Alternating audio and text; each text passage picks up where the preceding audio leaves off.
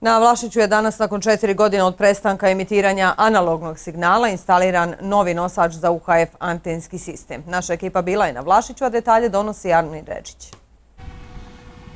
Proces digitalizacije javnih radiotelevizijskih sistema, odnosno servisa u Bosni i Hercegovini, danas je korak bliže svom potpunom ispunjenju.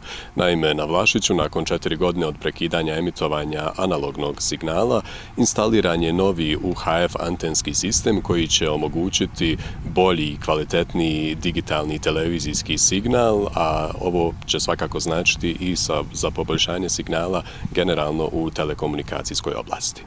Evo, nalazimo se ovdje na ovom prelijepom mjestu na Vlašiću, gdje ćemo za nekoliko trenutaka montirati UHF antenski sustav koji će omogućiti građanima Bosne i Hercegovine ove regije Vlašić, prevedeno na narodski, kako bi to rekli, omogućiti svima puno kvalitetniji i bolji prijem slike i tona.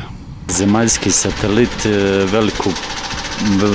pokrivamo veliku teritoriju, a rekli smo, znači nismo baš bili u mogućnosti emitovati kako treba sa ovim vrhom, to jest UHF-om, dobit ćemo mnogo.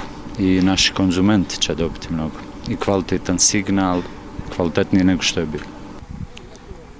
Kako sam i rekao, osim javnih radiotelevizijskih sistema u Bosni i Hercegovini, odnosno javnim radiotelevizijskim sistemima u Bosni i Hercegovini i boljeg i kvalitetnijeg digitalnog signala BHT1, ovaj antenski sistem značit će i za kvalitetni signal u telekomunikacijskoj oblasti, posebno za BHANS-u, CIPS, vojne, policijske i službe civilne zaštite na ovom prostoru.